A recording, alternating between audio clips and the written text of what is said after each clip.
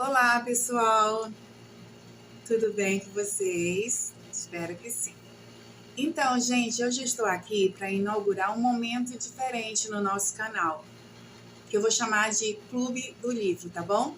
Onde o objetivo é compartilhar com vocês leituras que são significativas para mim, que me ajudaram a, a melhorar, né, o meu trabalho como profissional que atua junto às crianças com autismo, né? Crianças que apresentam transtornos e crianças que apresentam transtornos no neurodesenvolvimento, tá bom? Então, vou trazer para vocês as leituras que me ajudam a refletir sobre a minha prática, né? Porque, segundo meu filho diz, né, Platão dizia que uma vida sem reflexão não merece ser vivida. Então, a gente sai da faculdade e tem que ter isso em mente, sempre, né? Já saí, já tem 3 décadas e não esqueço, né? O que era muito solicitado é que eu refletisse sobre a minha praxis, né? E isso eu venho buscando fazer constantemente, tá bom? Porque o mundo é muito dinâmico, a gente existem muitas novidades, né, surgindo aí a partir dos estudos científicos e a gente precisa se apropriar disso, tá bom? E aí a gente vai iniciar, né, esse estudo, né, com a leitura do livro O Cérebro Autista, tá bom? Então eu já recomendo a vocês que quem não tiver, procure adquirir este livro e eu tenho certeza para aqueles que atendem crianças com autismo, este livro vai ser um divisor de águas, tá bom? Na vida de vocês, porque vai esclarecer muitos aspectos do comportamento autista que pouca gente nos esclarece. E esses aspectos vão ser esclarecidos por alguém que tem realmente capacidade e que tem lugar de fala, que é uma autista, a Temple Grandin. Inclusive, existe um filme que fala da vida dela e ela aprovou a atuação da atriz protagonista do filme, que fez o papel de Temple Grandin. Ela aprovou esse filme, então assistam, porque ela até se orgulha de dizer que muitos dos seus desenhos foram usados no filme, tá bom? Então ela realmente aprovou o filme, né, como um filme que fala um pouco que fala da sua vida, né, desde o início, né, e de como ela conseguiu, né, superar o autismo, né. Na verdade, acredito que para ela a superação do autismo é diária, mas ela conseguiu vencer barreiras que para muitos autistas foram intransponíveis, né. Inclusive, a Temple tem uma frase que eu levo comigo sempre. Ela diz o seguinte: o autismo não me define, tá? É para dizer para vocês que o autismo é sim uma característica marcante no comportamento de pessoas com TEA, mas só ele não tem o poder e não deveria ter o poder de definir o futuro das nossas crianças e jovens e adultos, tá bom? Nós não podemos nos tornar reféns do autismo. O autismo pode ser muito bonito, ele pode trazer características muito interessantes, mas também ele traz muitas barreiras. Ele impede o sujeito de se comunicar da maneira adequada, de interagir da maneira adequada, né? E nós teremos então que dar esse suporte a esse sujeito através de uma educação que seja inclusiva, que lhe promova a acessibilidade ao que ele precisar para ter um desenvolvimento satisfatório, tá bom? Mas para que isso aconteça, você precisa conhecer esse universo. E eu acho que a Temple, ela tem esse poder, né? Ela é uma pessoa muito, muito inteligente e ela tem trazido grandes contribuições para que nós possamos ter uma melhor percepção do TEA, né, do autismo, e possamos oferecer às nossas crianças a melhor educação baseada no conhecimento que nós vamos adquirindo sobre o autismo e sobre cada criança, porque o autismo ele é diferente, ele não é o mesmo em cada sujeito. Existem, digamos que, características muito comuns, mas como cada característica se manifesta em cada sujeito é muito particular, tá bom? Porque vai entrar aí a cultura, né, dessa criança, o meio familiar dessa criança, o ambiente onde ela circula, né, a escola, tudo isso vai interferir nesse autismo e pode tanto potencializar as capacidades desse sujeito quanto inibi-las. Então, conhecer o autismo e a melhor maneira de lidar com e de promover a educação das nossas crianças é fundamental. Então, é por isso que vamos iniciar esse estudo pelo livro da Temple Grandin, O Cérebro Autista, tá bom? Já no prólogo, a Temple nos diz o seguinte: neste livro serei a sua guia por um passeio pelo cérebro autista. Ocupo uma posição singular para falar tanto das minhas experiências com o autismo quanto dos insights que tive ao longo de décadas, tendo me submetido a diversos estudos do cérebro sempre com a tecnologia mais avançada. E ela vai falar então do aparelho de ressonância magnética nuclear, que surgiu no final da década de 80 e que lhe permitiu o acesso, né, e a sua primeira viagem ao centro do próprio cérebro, tá bom? E ela fala também que os vários escaneamentos do cérebro dela permitiu com que ela compreendesse, né, os motivos do atraso na fala, na infância e as crises de pânico e dificuldades de reconhecer rostos, tá bom? Então, isso é um aspecto extremamente importante. Ela também vai nos falar, além das descobertas, né, que os aparelhos de ressonância magnética fizeram através do estudo do seu cérebro, ela vai também falar de uma preocupação que ela tem com a questão do diagnóstico.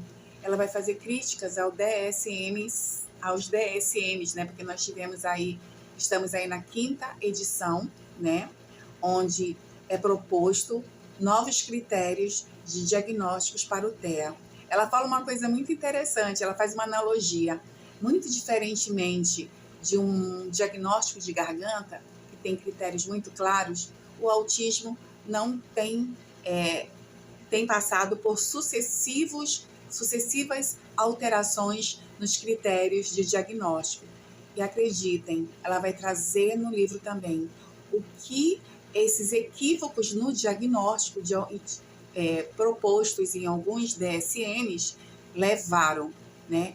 Muitos deles levaram a um aumento no diagnóstico, né? Mas não se sabe se esse aumento se deve a critérios, digamos assim, a fatores realmente que mostravam que tal pessoa tinha autismo ou se eram fatores que podiam ser confundidos com outros transtornos, né?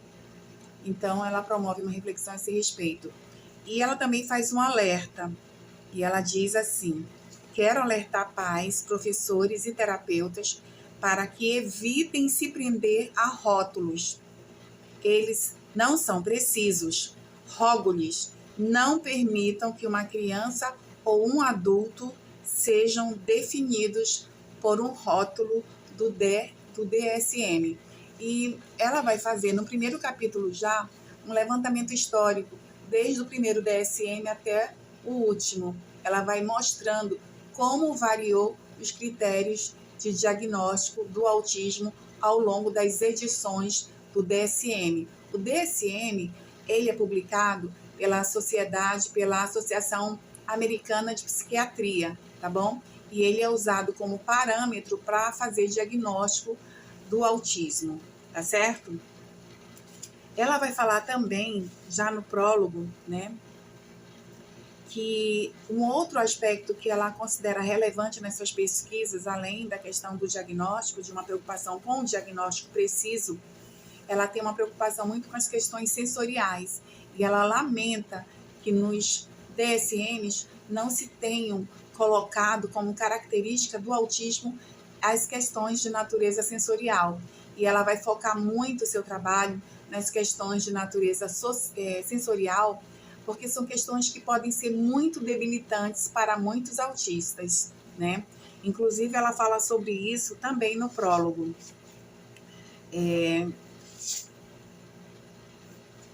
No 4º capítulo, ela vai dizer: a hipersensibilidade sensorial é totalmente debilitante para alguns e moderada para outros. Os problemas sensoriais podem impedir certos indivíduos no espectro autista de participar de atividades familiares comuns e também de conseguir emprego. Por isso, minhas prioridades na pesquisa sobre autismo são os diagnósticos precisos e a melhoria nos tratamentos dos problemas sensoriais, tá bom?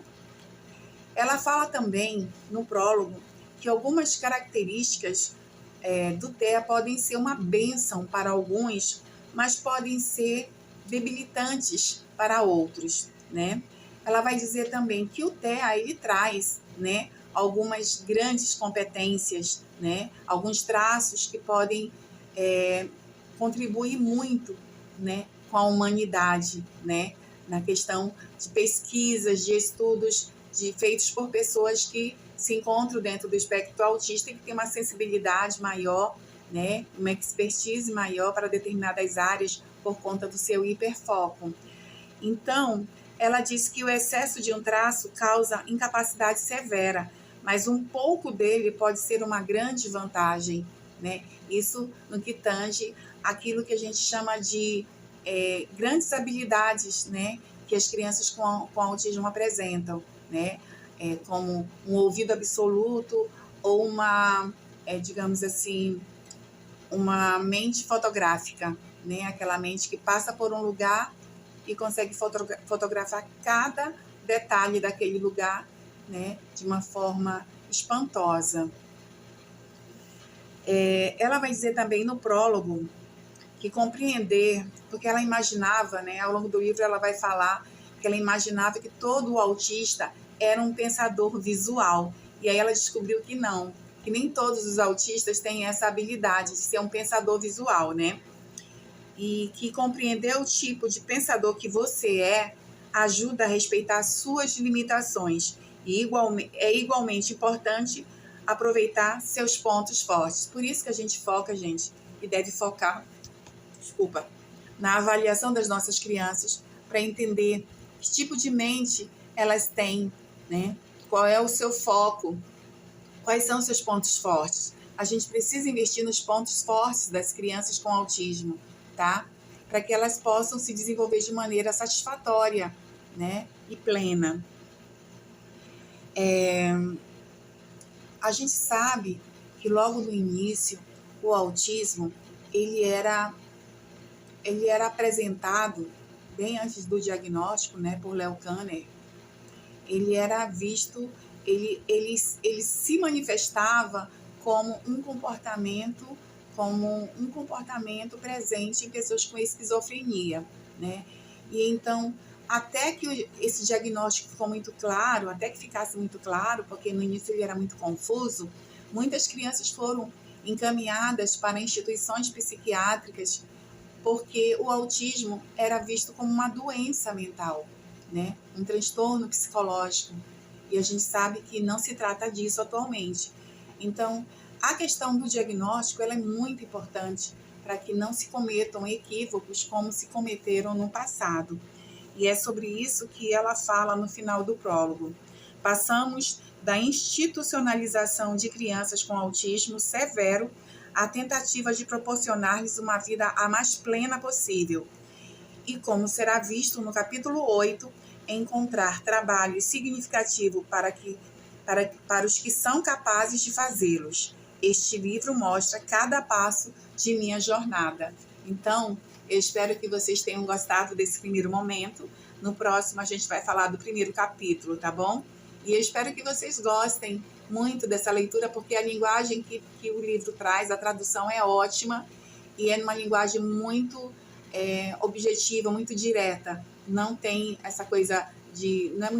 não é rebuscada, né? E ela é muito objetiva mesmo. Então, vocês não vão ter dificuldade na leitura deste livro. E eu recomendo muito. Então, aguardo vocês no próximo encontro para falarmos do primeiro capítulo. Até lá!